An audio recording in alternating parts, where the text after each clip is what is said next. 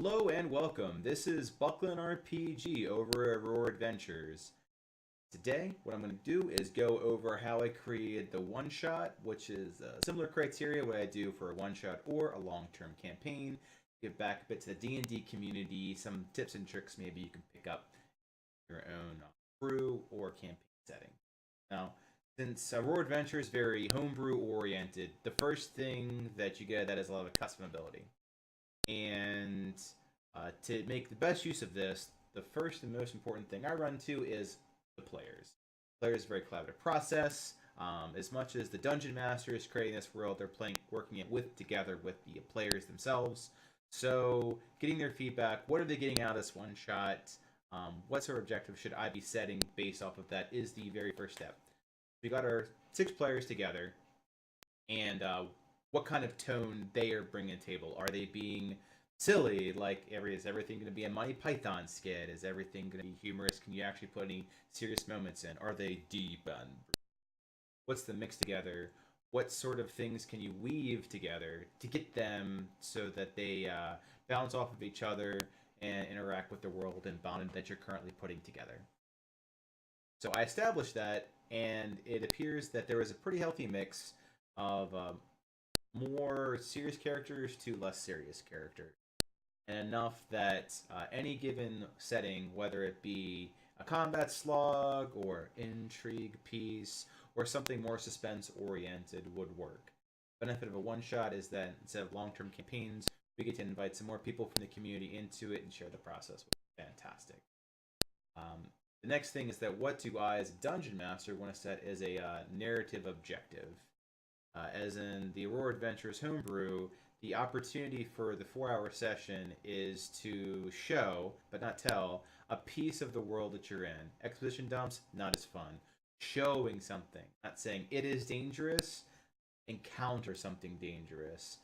Have the experience of it being dangerous or at danger based off of how your players are acting towards something. This said, Phalor, who is going to be joining the main campaign over in the Crystal Fellowship, it'd be a great narrative objective to introduce him to both the game world and some of the other players. The fringe benefit is that if you've ever come in the middle of a campaign and kind of felt a little like out of place, trying to catch up, having a nice warm welcome is great, and having a one-shot that centers around Phalor's character will really help welcome in. Plus, with the other characters that are there, very experienced players that are great for improv skills, great for rolling with a lot of things that are being set up. So, with that in mind, rolling off to what you can see on the screen is that if it's going to be an introduction to Phalor, where is he from? Where is he going? What sort of elements can we introduce for a good one-shot that would keep all of the players engaged and active and interested in having a good time? And we ended up with saying if it's a Feywild, because his character is an Eladrin, which is a Feywild-oriented character, it would be the transition from going the Feywilds to the material plane, which says how do you go about doing that? One of the options that came in is something very natural-oriented, like a waterfall. If you go through a waterfall, is it like a door? Do you just go to the other side? Is it a corridor? If it's a corridor, would it be like a bit of a maze? Is there some like inherent peril of traveling between worlds? And that sort of showing the answer to that becomes the premise of the one shot. The characters become a reflection of who they are and what they wish to portray based off of how they handle this peril. The tone itself comes out as it's more suspense driven and more magical. The next thing I do as a DM is like, okay, I have an idea of what the players want to get out of it, what narrative theme I want to go out of, if the two mesh well enough so they can kind of bounce off each other so we can collaboratively create this experience together. Do I have the inherent assets in my library to build this? I did not. I'm not sponsored by Gabriel Picard or anything. I just think he's a fantastic artist, and for $5 you can get a really easy set of tiles to start with. And I picked the flooded caverns as we're going with the waterfall theme, so having something that meshes well with water would be fantastic. It turns out that these are great with bends where light is, so as I move forward building the campaign for the weekend, I can put a lot of visual effects and a lot of interesting sound effects that builds that suspense and horror where you are in an unknown area between, and the idea is getting to the other side alive. I'll be doing these across the week, so you can just pick this shirt changing quite a bit as I go from how we set up the campaign, and hopefully you guys pick up a few things that help in yours. Boom! New shirt. Same buck. And I'm back. It's been 2 days, and I added some polish to this one shot. I'm going to go over what we added to it, and some tips and tricks that you can take back from this one shot that might be helpful in your own creation of content. So first and foremost, aesthetics important. Horror, suspense. What the player is looking to get out of it. 4 hours of fun, suspense-based environment, playing their characters. The very first thing that was added to fulfill all these requirements were, let's add some dynamic lighting. So the dynamic lighting I do here in blue. Nice blue color. And I also don't do the dynamic lighting that either cuts too deep into the beautiful artwork that you see here, nor do I do it so much that you can see this line here off to the left, that it's one long infinite thing. Like, I do it in segments, like Lego blocks. If you make mistakes, you only are deleting segments versus the entire thing. So one thing you will lose when you pull back away from the wall art is that if you have blind corners, you have to establish blind corners. So, for example, this area here has a little jagged towards the ends because I want to be blind around that corner. You have to be okay with the idea that it'll look a little strange when they go around that corner. You can soften it by tearing it a bit, like a triangle. But the benefit of the experience of seeing these cave walls better than putting it against the edge, as opposed to being really finicky, like, oh, you can't see it. Well, walls aren't sheer. You can see around them to a degree anyway. Don't get too off the bat. Remember that you're creating experience together. You can see sometimes here it gets a little tighter, so you can have some freedom. Same thing with these stalactites. I create the dynamic lighting in red. And this is cases where the blue walls, it's very unlikely that they're going to go destroy a wall to move your dynamic lighting effect around. But with the red ones, a big pillar of Dungeons & Dragons is that interaction and that creativity and exploration just as much as combat. So the red ones are the key for objects that I believe have a probability of being handled. Gusts of wind, fire, they might want to address their situation in different ways. This allows you to move it. You'll see that a lot with things like doors. Another one here. And the objects down there. Another thing with dynamic lighting that you see with these objects like this is that not all of the players in the group have dark vision. In Dungeons & Dragons, it's hit or miss how you want to handle that. But even with 60 feet of dark vision, your main obstruction to keep people vulnerable, because to have suspense and horror, it's about the things you can't see, not things that you can see. The things you don't know yet. To provide lighting. So this right here provides a light source. The rest of the cavern doesn't have lights. It goes with that Feywild things, that things are beautiful yet horrible. Lights, nice and pretty. The cave goes from left to right, so it kind of spruces it up a lot. You can't do anything other than continue down the cave or go back in it. As opposed to when they go to this main cavern, the players do have much more agency of which they want to go down this sparkly, colorful corridor, or this obscured, water-driven corridor that they're slogging through, and there's shit in the water that bothers them, which will really help the players play themselves into the suspense. Do they think that the light is a trap because it's like alluring? Do they think that the unknown of that mist is a trap because they can't see through it and this red herring? And let them kind of bounce off that. Again, that the players are creating this experience as much as you are. This corridor, and that concludes. Actually, it does not conclude the lighting effects. There's one more. So far I've mentioned that the obscurity and these red lines are dynamic effects. Well, if they don't have a way of taking care of the mist by now, or have thought about it, when they get to this area with this mist, when they enter the first part of it, they're going to think, I'm going to find out what's on the other side of this mist. They're not going to be able to. They're going to be in a fog bank, which will allow for the combat encounter piece, which I'll go into it later. So that's lighting. When hitting suspense, removing what makes them secure is important. The idea of making someone vulnerable. Having a sheet and what they can and can't do, or the ability to even give a shit about it, or things to combat against that. My recommendation is that if the theme you're going for, such as suspense and horror, doesn't pan out and it becomes more, I wish to bathe in the blood of my enemies, or I just want to explore and roleplay a bit, or or comedy, or I have so much levity that dramatic or suspenseful effects kind of won't miss their marks. Like it's hard to be in horror when you're laughing at someone. It's like the Harry Potter thing, right? Hard to be afraid of something you're laughing at. So roll with it. Like the end of the thing is that framed everything here is that we are going after a theme, and as long as the narrative objective is moving forward, it's fine. Then the player objectives are moving forward too, which is I want to have a good time. At my table, there's only 2 rules. Don't be a dick, have fun. So as long as someone's not intentionally ruining the experience for someone else, such as the dungeon master or other players, they're not being a dick. And as long as you're having a good time, that comes in a lot of ways. Don't let the way that you set something up be the thing that gets in the way of the only other rule that exists. That said, it's hard to have a good time when you're confused.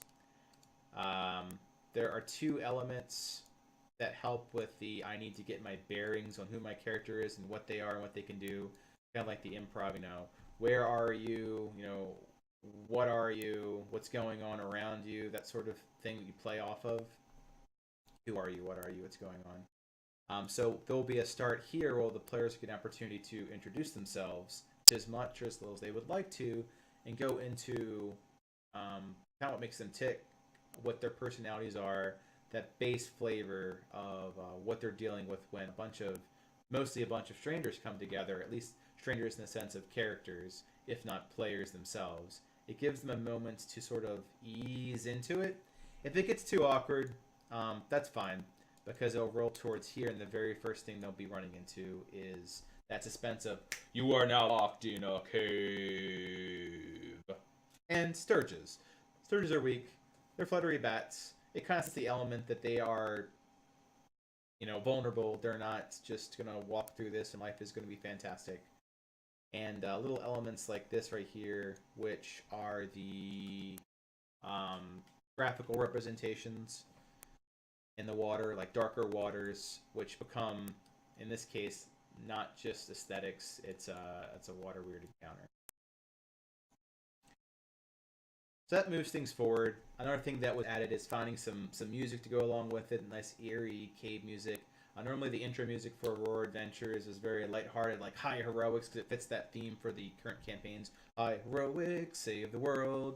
But in this case, it's kind of creepy. So a lot of the music's going to go towards, you should be uneasy, but not railroaded. So this right here, I mentioned the water weird, right? That's the idea that you're already in water, you're slower as a result. The idea of something went across your leg. In this case, there are surges that might herd them in this direction, and a water weird will be grabbing them and pulling them down. For those that are mechanically minded, a water weird does do quite a bit of damage for level 3 players, to the point where a weird itself could take away like half of their health, if we're just thinking numbers here. But as a dungeon master, you don't have to just do the attack. The idea that you're setting is vulnerability, and to get people vulnerable, it's good to get them to bleed, because then they know that they're hurt. But if you're not trying to just outright murderlate them, so you could just do a grapple attack. You don't need to do that. This little mana storm here was originally for flavor, but it's also a very creative solution for the Yeth Hound, which is a slightly overpowered companion or follower within the group. and that if they want full access to the Yethhound's abilities, they're going to have to address 2 of these mana storms that are disrupting and hurting the Yethhound's existence, making it want to hide and not be nearby.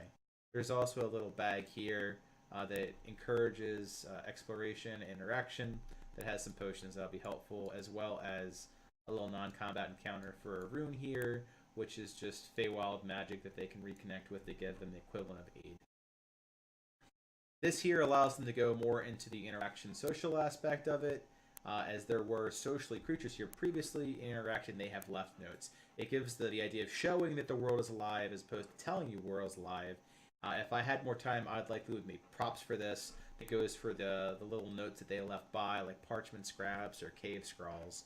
It effectively helps set the tone that, little hints that they should be aware of, like, hey, watch your feet. What should I watch my feet about? They don't go past the mist. Who was they?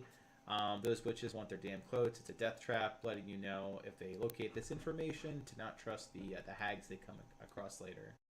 And some very obvious clues up here for this encounter, which, like most of them, is completely optional. Where the group itself is going to go through this windy area. Once they get to the end, once it gets to this dark water, the skeletons will start coming out slowly, and these cloaks that are over here represent something that's asked later in the campaign, or later in the one-shot, and one of those is a cloaker. They might just take it with them. They might not. It is an option. They don't have to do anything. Players have agency. They can do whatever the hell they want. Assuming they don't take the cloaks or don't even go in this direction at all, there's this light direction. Again, pretty corridor. Let that be paranoid, because everything else is rather full. You need a few empty treasure chests here. This is another water weird, and again, don't have to attack with them. So in this case, it's just stalking them, because the big trap hazard of this area is this huge whirlpool. One, looks awesome, so yeah. Secondly, they are gonna be hit by it as they enter around this area. Another opportunity to get to land, use these stalactites to get away. Make sure they're vulnerable, because no matter what you have set down, if you get swept away into water, you're drowning. Go fight drowning. Then there'll be the heroics of saving the party, letting them go down. If it's completely avoided, whatever, there's the tool at your disposal for this water weird to be like, oh, well, in that case, I'm going to follow you and see if I can't drag you guys to your death, because the weird just drags them towards water with the intent to drown them. Likewise, I mentioned this little lighting effect over here, and this leads to this water weird where his whole entire thing is, I don't need to see. I'm in the water. I'm going to drag you down and try to drown you in this whirlpool. Get you close enough that you're going to go make drown lands. The last part of this one-shot, and even though it's a handful of this, trust me, this is pacing for 3 to 5 hours, are these hags. Very social encounter, as they won't come off aggressive. The whole entire area it's a hags coven area, and they would engage with the players and effectively try to trick them a bit, saying, "Oh yeah, we'll let you out. You've been guests in our home. Killing our bats and messing up our water weirds, but whatever. You can go, but you're gonna have to give us an offering. We gotta balance the scales here. You are guests. You come bearing gifts, right?" It's like, well, the easier way, or say the more docile, persuasive, diplomatic way, would be to go and say, well, what do you want? Or they'll just strip. So it's like, well, we'd like to get our cloaks. We're kind of cold. Would you be a deer and go get us our coats here? Which goes to this. And as this is towards the end, so close to their destination, which is over here, it throws into context what the players have done. Is what the players do is most important. This map and everything and all the cool fireworks. The best fireworks come from the players' decisions. And the players' decisions, if they went this direction, it will put all that in context. Did they grab the cloaks and not know what they were for? Did they try wearing the cloaks and they're showing their cloaks off in front of the hags? Did they try to get the cloaks and realize, oh crap, a cloaker's trying to kill me? or ran from the skeletons and now realize they have to go back there? Did they not go in that direction at all? All those possibilities effectively go back to that possible outcome. Another one is they want to be more evil about it. They could mention they have other guests. And the other guests would be these Tovians over here. So like little dummy human honor people. This is so cute. Look at that. How can you want to hurt that thing? But the idea is they're going to bring them over as an offering. That would also be adequate to them. Both of those options are a trick. As if you're going to get the cloaks, you have to deal with a cloaker and skeletons, which potentially kill them. Their idea is, haha, I tricked you and you killed yourself, ha ha ha. And in this case, like, oh, well, you are a broken, evil person. By the way, the trick there is I need you to sacrifice a party member or two. And then the party member will turn each other, and whoever's left is just as twisted as they are. And like, cool, go out and be a jerk to the world. It also means, once that's aware of, is that they'll have a different quandary if they go on the very good spectrum of things, that these are humanized creatures that are in a very similar circumstance as the adventuring party. Do they leave them to their own devices? Because if they get the cloaks, they can't leave. These guys are stuck here to their own devices. Do they give them a leg up but leave? Do they try to get them to leave with them? And fighting the hags will be heavily implied is difficult, as a hag coven is completely out of scale for the party. Both the players will probably have that as some meta-knowledge. In characters, the characters will have opportunities for skill checks for how bad this is. But hey, roll's what they roll. They could roll absolutely horrible, and they'd be like, oh yeah, they're absolutely weak, and get completely steamrolled by it. That's how D&D works. If they do fight, the subtle add here is, covens have a distance requirement, so they can do things like movements. If they were able to identify that pouch earlier, there was a silence bomb, all sorts of things of that nature that could help them along the way to not be completely rolled or take minimal casualties. And that is the one-shot. That is how it was put together. That's the encounters.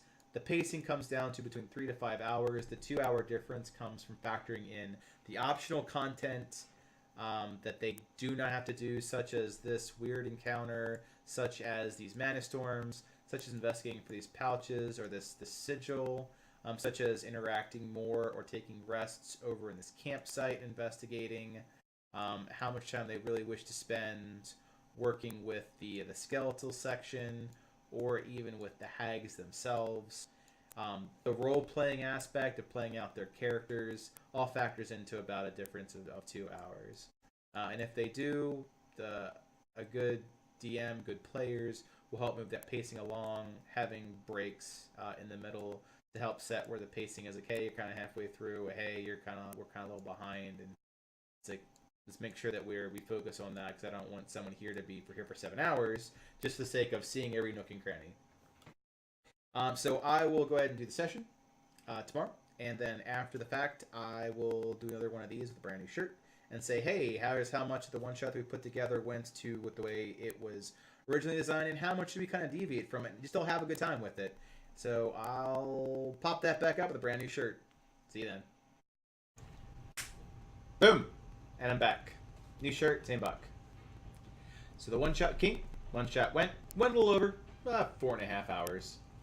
And we're going to go over everything from setting up the one-shot and how it played out, and from the course it was set on and the options that goes with, how some of the tools and predictions help anticipate, react, and build the experience of players. The very first one is off to the lower right, and I'll scroll back a bit for the full map itself. Is we used a landing area, which was right prior to the dungeon proper, giving the players that chance to roleplay out their characters, ironically regarding one of the characters' more legal interests that polarize the party between like the sane, serious types and the more frivolous, silly types, or chaotic entities in the party. they were able to move forward, and originally that first piece was a pacing concern because they could just pretty much stay there forever and talk about their characters. The theme that it is about the players allowed to do that, but keep in mind pacing for the 4.5 hours, that it has to be rolled in at a good balance, else you won't have the full opportunity to get to an end point and kind of like leave mid adventure or pushing it too hard. That said, it was extremely well paced. We had some amazing players joining us today. That when it got kind of close to that 30-minute mark or so, like, okay, let's keep going on. I feel like I know you a little bit better, and it's enough that we can continue forward.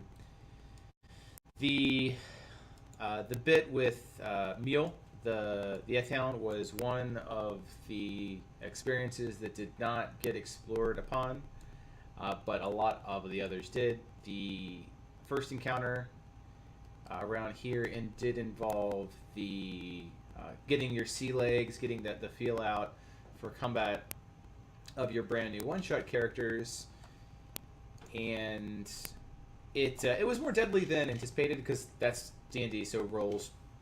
So a take back for that was if it gets a bit too heavy, to not keep going with it. The idea is for them to react and bleed a little bit. The sleep spell was an obvious one because they're Sturges, so Wizard had sleep, so boom, a bunch of them fell down.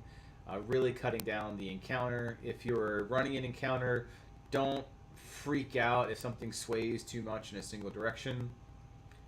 Let it run its course. Keep in mind in 5th edition that there's plenty of out-of-combat healing methods, so as long as someone's not really dying in the middle of it, don't be too worried. Which even goes to this section where they did go through the optional encounter that pulled in the Drowner or the Water Weird, and it came straight out with a crit. So in previous clips, saying you don't have to hit them, you don't have to worry about that, but they looked like they could take a piece, as the general direction was still keeping a bit light and tense, and that little blooding from heavy Sturges and that last hit and the suspense of having a character dragged out with the really good timing helped move things forward. So never be too afraid with that. They almost lost a character very early on, and it helped them to move forward. At this point, they were halfway through pacing, close to the 2-hour of the 4-hour mark by the time they cleared introducing themselves at the campsite, running into Sturges for their original idea, and the optional fight here. If you watch the stream, at this point they kind of split.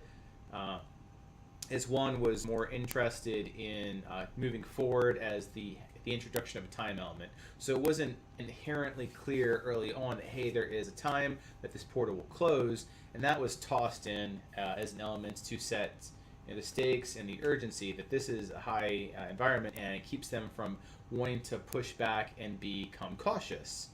So they were kind of forced to move forward, and for DMs that constantly have to balance between the short rest, long resting, how do I keep my players from constantly short resting after every fight, this is an example in that they had to move forward. Also for DMs that want to keep pacing, that you make sure your session time around 4 hours accomplishes some key things, that idea of urgency pushing forward.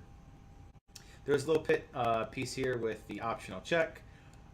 It was obvious that at least one of the players was extremely chaotic, not really working for the group, but not exactly working against the group, more of a mischievous character, as well as one was kind of like, I don't know, batshit crazy. So the full spectrum of the players allowed a large variety to play off of and keep things extremely interesting. Like everyone had to stay on their toes and playing off that. So the idea of horror and suspense, more than half of it came not from the environment or the encounters, but the players, which goes back to those earlier statements that the direction that the players take, harness it, go with it, don't work it against it. Like, oh no, this is the problem. This, because you are being mischievous against the players, I gotta stop that, rah, or you're crazy, no, be sane, no, work with it. And there were a lot of opportunities, like the echolocation that Clara did to help when the party split, to say, okay, well, that's pretty easy, you can tell they're in this direction, to help with the idea of merging them back together so they don't you don't have the DM issue of trying to do 2 parties at the exact same time. And the antagonism and some of the friends things that Dimitri did later on, that kind of sowed that thing that you don't have to be this amazingly good person when you're like, look, I have a goal. My goal is to get the hell out of here, and you guys are keeping me from fucking doing it.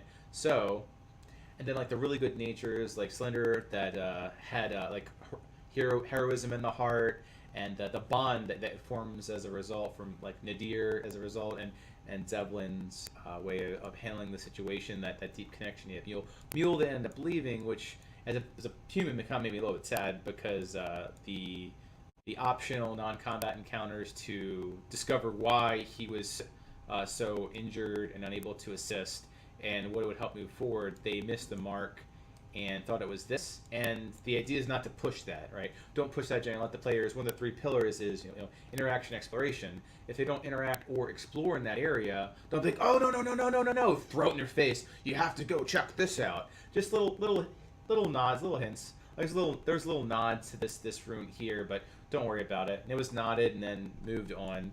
There's a nod to this mist over here and move on. And they went through this area. Again, another big hint back to the community. Great ideas, let them have it. Let it be something that's encouraged. So they decided to go with a rope. And the thought was like, hey, I want to go ahead and stab my arrow into the wall. Can I do this? And I'm like, well, you're not a very strong character, no. But if you have a climbing kit, or someone does, like, ooh, me, I have one. Really cemented that the team itself was able to succeed as fantastic, and that gave them an advantage on these checks. One of the more dangerous hazards that existed, which was this whirlpool, they were able to completely outdo, which gave us that optional tool of the water weird over here to sort of drag them towards it to get some implied threat that ended up being used, and they completely took care of business. A real empowering moment for the players, celebrating those victories with them. Also went very well with the pacing, because at that point there was about an hour left in session time if we didn't want to completely blow past pacing.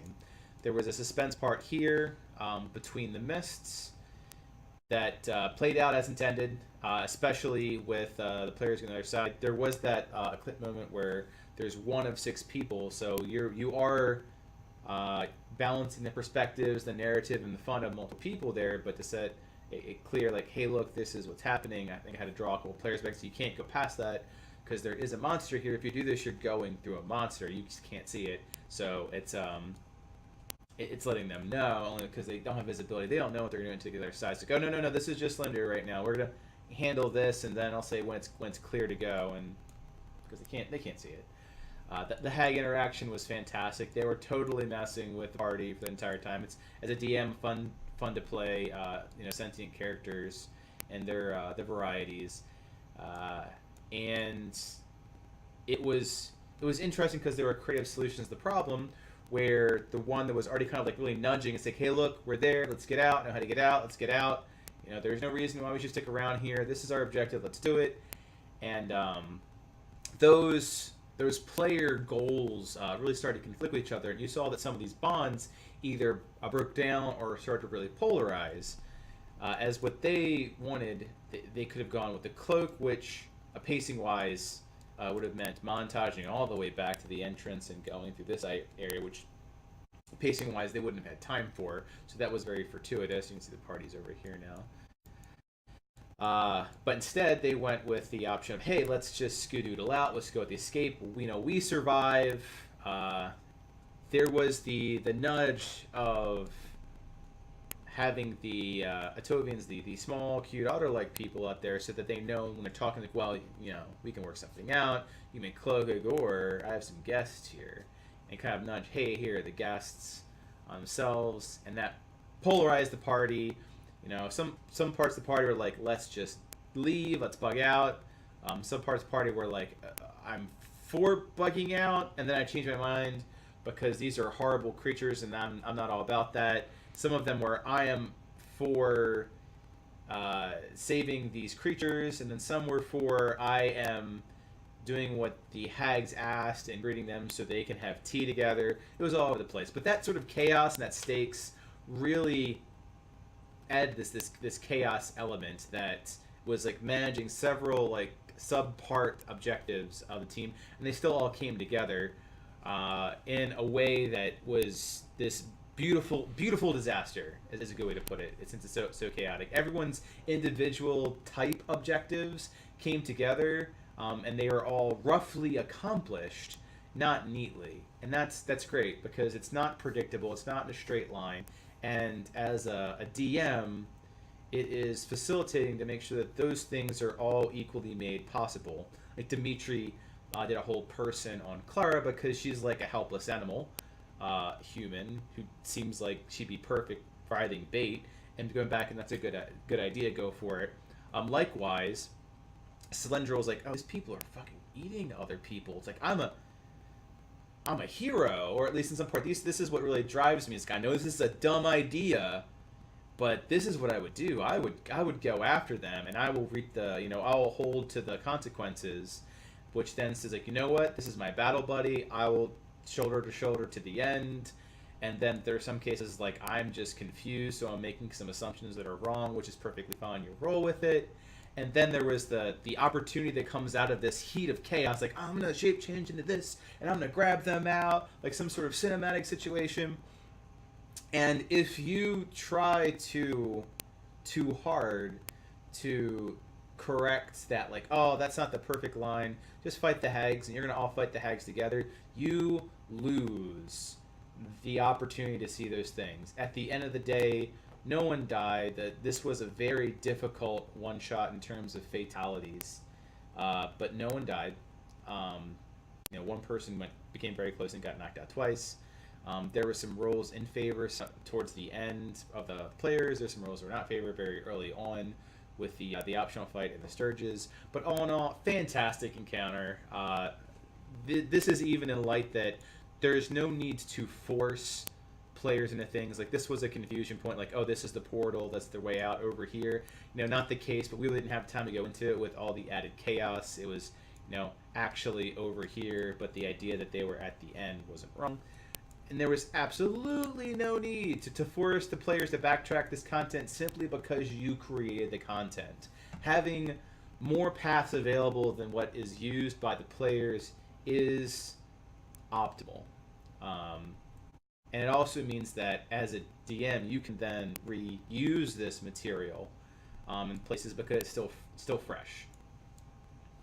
So that was the one shot. That was it from the conception of, hey, I want to do a one shot, to let me gather the information from the players for the type of one shot that I want to put together, to let's put a map down, let's put polish and effects, sound effects, music, the types of monsters and non-combat and social encounters that will fit to this theme that I'm trying to accomplish, to it's now in motion and its own improvisational chaotic beast. How do you harness the lightning there to make sure that it remains true to the start, the intent of what you're doing to the end? And everyone had a great time, and I did too. That's it. And hope you all enjoyed this. If you did, like, follow, subscribe, all that fun stuff. And see us again on Saturdays. And we will, if you like it, we'll get doing more of these things.